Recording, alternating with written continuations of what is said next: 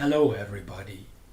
This is lesson 12 of the lecture International Economics. I will discuss slides 1 to 26 of chapter 2, Economic Growth in Open Economies. In this lesson we will talk about the balance of payments of a country with the rest of the world. Before we start, let me give you an overview about the content of this chapter. In the first section, we will derive the balance of payment, which shows the relationship between the international trade of a country with the international capital market. We will discuss the problems of structural deficit and surplus in the balance of payment of a country and analyze historical cases. In section 2.2, we will talk about a simple economic theory, the so-called Solow-Swan model, which is able to explain how international trade can affect the growth performance of a country in transition to its steady state. In section 2.3, we will try to draw some policy conclusions from this theory.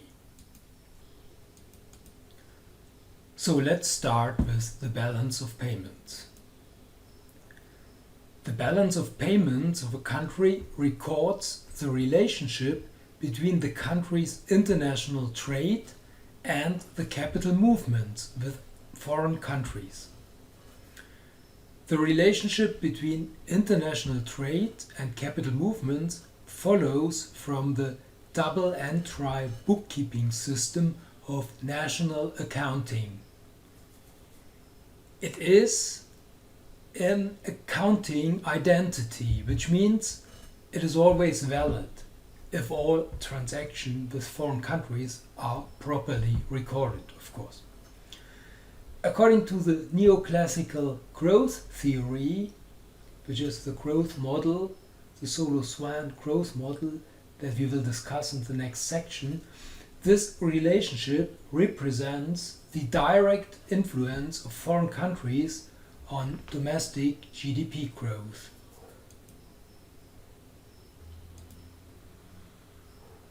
It is easy to derive the balance of payments of a country from the expenditure account of this country's GDP.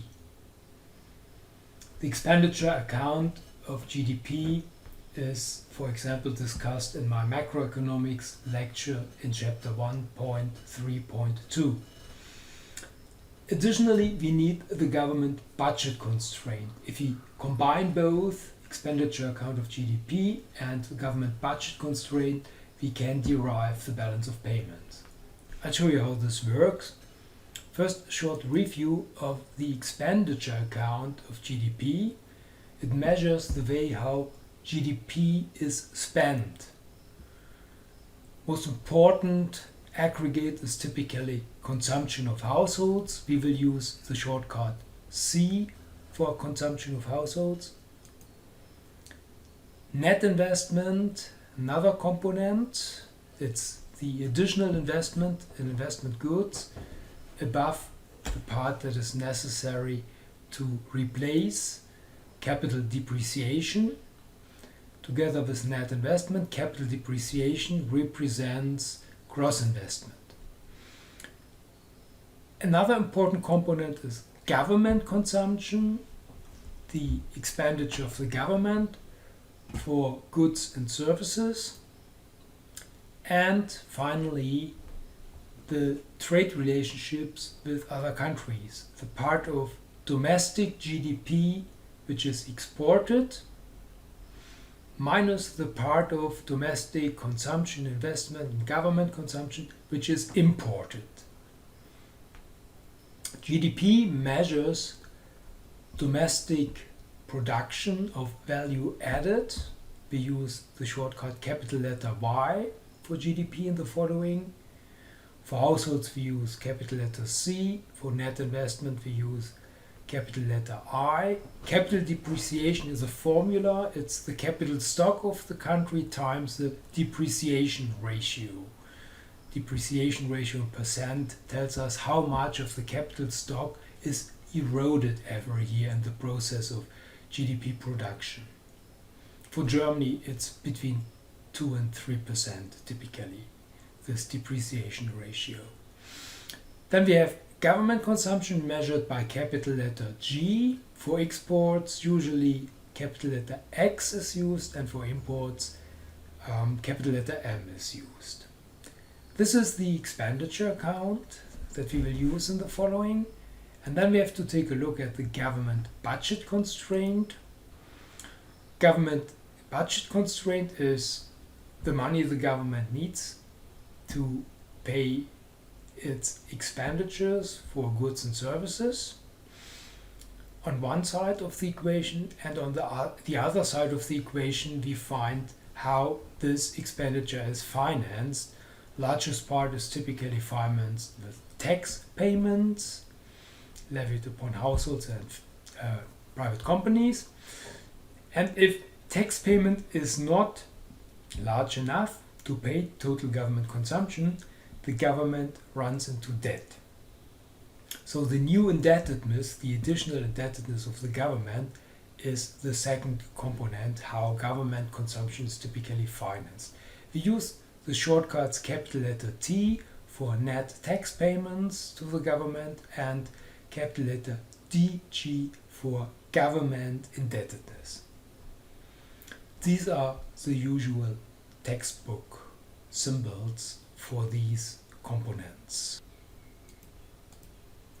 Now we can use these symbols to rewrite GDP according to the expenditure account. So GDP equals household consumption plus net investment plus capital depreciation plus government expenditure plus exports minus imports.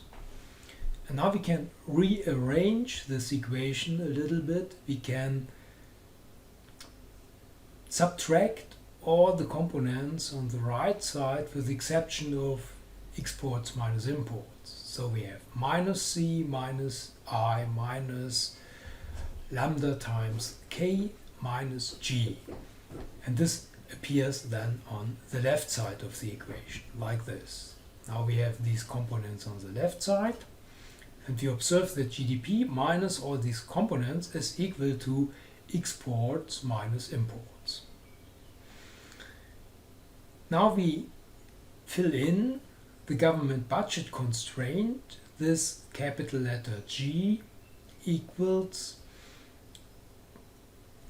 tax income of the government plus new indebtedness. So we can exchange capital letter G by these two symbols here on the left hand side of the equation. Then we have this new version of the equation. Instead of government consumption, we have the way how the government finances this consumption. And now we can take a closer look. We can rearrange the components first a little bit, and then take a closer look what GDP minus capital depreciation minus payment, tax payment to the government minus consumption represents. GDP minus capital depreciation minus tax payments to the government is equal to disposable income of households. So that is the income of households. And if you subtract from your income your consumption, what component is then left? Well, disposable income minus consumption equals savings. So this expression here, GDP minus capital depreciation minus net tax payments minus consumption equals the savings, the total savings of the economy.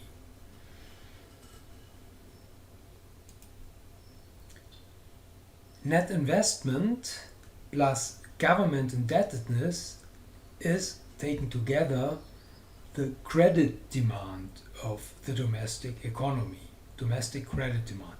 So we have now an equation where on the left hand side domestic savings minus domestic credit demand is given, and on the other side we are informed that this must always be equal to exports minus imports. Well, this is of course at first sight a little bit astonishing. I guess nobody would have expected that when we started with this equation here. But if this equation is given, then this equation is also given. So it is an identity, a mathematical necessity. This is what we call the balance of payment. Balance of payment has two components. The left side of the balance of payment is the capital balance of a country, and the right hand side is the capital accounts of a country. We will discuss now this equation a little bit more detailed. So here we find the equation we have just derived once more, and as mentioned, on the left hand side we have the balance of capital payments, which is equal to domestic savings minus domestic capital demand, with the two subcomponents net investment, domestic net investment, plus domestic new indebtedness of the government. On the right hand side we have the balance of current account, consisting of foreign demand for domestic goods, which is what we call also exports, minus domestic demand for foreign goods, which is what we call also imports. So this difference is equal to the balance of current account. As our derivation of both balances from the expenditure account of GDP proves, both balances must always have the same value. So exports minus imports must always be equal to domestic savings minus domestic credit demand or capital demand. Mathematical necessity. Together, the balance of capital payments and the balance of current account represent the so-called balance of payments. Since the value of both balances is always identical, the balance of payments is always balanced. So if we subtract from the balance of capital payments the value of the balance of current account, the result will always be zero. This is a numerical example for the German balance of payments with its major subcomponents. On the left hand side we find the balance of capital payments. It has the following sub-balance sheet. The balance of direct investment first. This balance records acquisitions of property, production plants, and participation in foreign companies, and the corresponding purchases of foreigners in Germany. Second component is here the balance of portfolio investment. This balance records purchases of assets like foreign stock or fixed rate securities and the corresponding purchases of foreigners in Germany. Third subcomponent is called remaining assets. This records mainly domestic bank lending to foreigners minus foreign bank lending to German residents. The result is the capital account balance, here equal to 59.9 billion euro. On the right hand side we find the balance of the current account. It has the following sub-balance sheets. First, the trade balance. This balance records exports and imports of goods. It's also called merchandise trade. Merchandise is recorded free on board, which means without freight and insurance costs. Freight and insurance costs are recorded in the service balance sheet. In Germany, the balance sheet of merchandise trade, the trade balance is typically strictly positive because of strong export orientation of the German economy. The service balance records service sector exports minus service sector imports. Service sector imports are typically travel expenses of domestic residents in foreign countries, trade and insurance services by foreign countries, patent fees or royalties paid to foreigners, and also, quite important, interest and dividend payments to foreigners. In Germany, the service balance is typically strictly negative because of a strong demand of the German population for international tourism. So this leads to a lot of service imports. So the balance of the trade balance plus the balance of the service balance yield the current account balance. The value of the current account balance is here 59.9 billion euro. So it's indeed the same value as the capital account balance.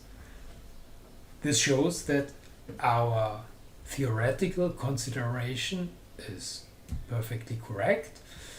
The capital account balance has always the same value as the current account balance. So let's come back to our initial equation which we have derived so far. On the left hand side we have the capital account balance, on the right hand side we have the current account balance. Now it is obvious if exports are larger than imports, then we have positive net exports to foreign countries. We have a current account surplus. Then this equal sign implies that we must also have a surplus in the balance of capital payments.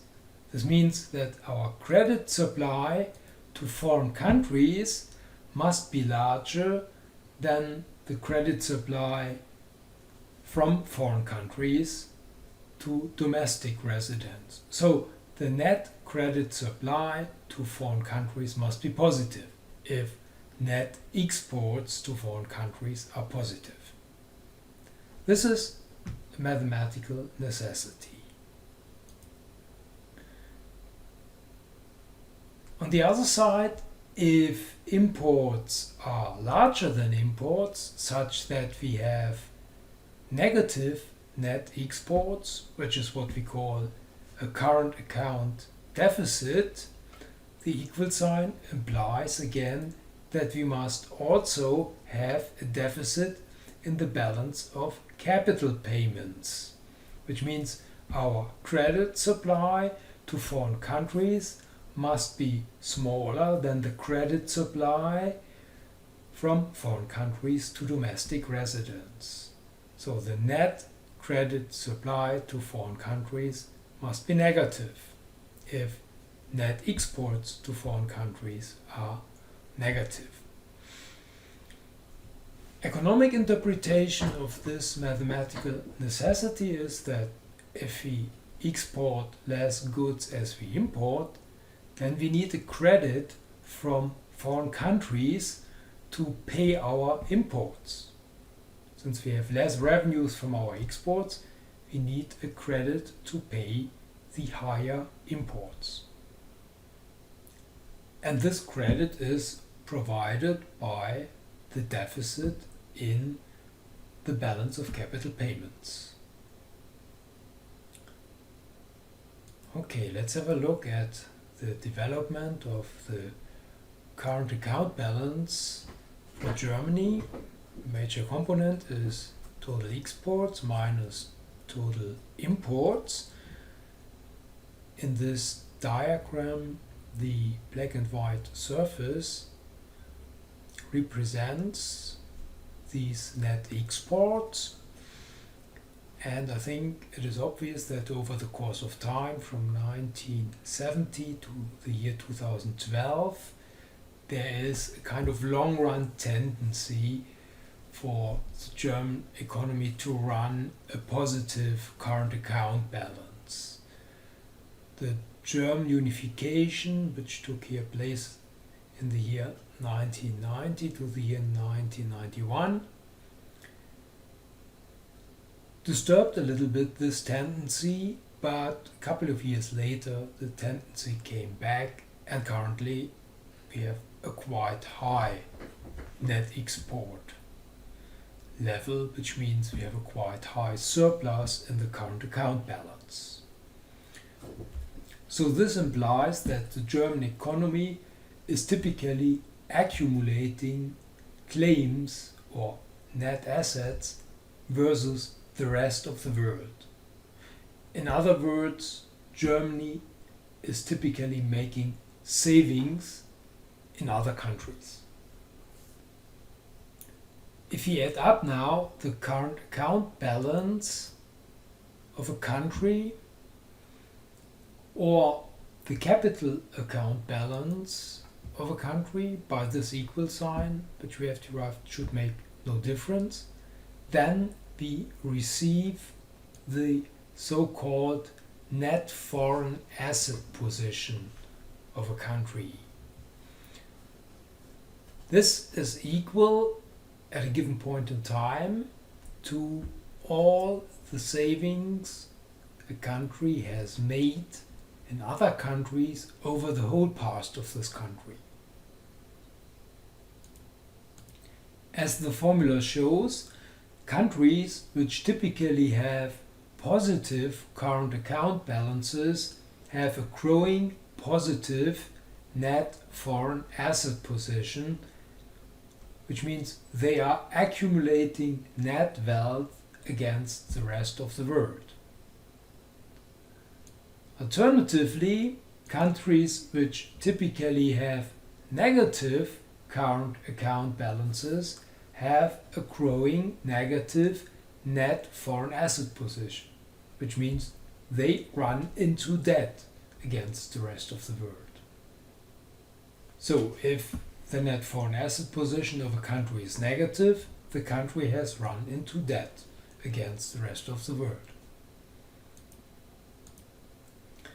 These diagrams show the relationship between current account balances and the net foreign asset position of countries based on the development in Germany and Spain from the year 1990 to the year 2013.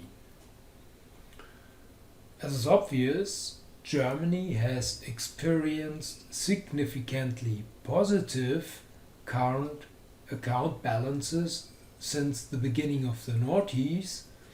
Take a look at these blue columns here in the upper diagram, and as a result, the net foreign asset position of Germany has been strongly growing in this time period and is now significantly positive. Take a look here at this blue line in the lower diagram. Spain has made just the opposite experience. Spain has experienced significantly negative current account balances since the beginning of the noughties, And as a result, the net foreign asset position of Spain, this red line here, has been strongly decreasing in this time period and is now significantly negative. So Spain is indebted against the rest of the world, while Germany holds positive net claims against the rest of the world. If you would take a closer look, it would become obvious that a part of the net claims Germany holds are claims of German banks against Spanish banks. Okay, this diagram shows the relationship between the current account balance and the net foreign asset position of a country. To complete this section, let's have a look at the historical development of the current account deficit of the United States. United States provide statistics that reach back to the beginning of the 19th century. Therefore, it's quite interesting to take this very long-run perspective on the development of the current account deficit. From the year 1820 to the year 1890, the United States experienced the so-called pioneering days, an episode of the history of the United States where Wild West movies like Once Upon a Time in the West play.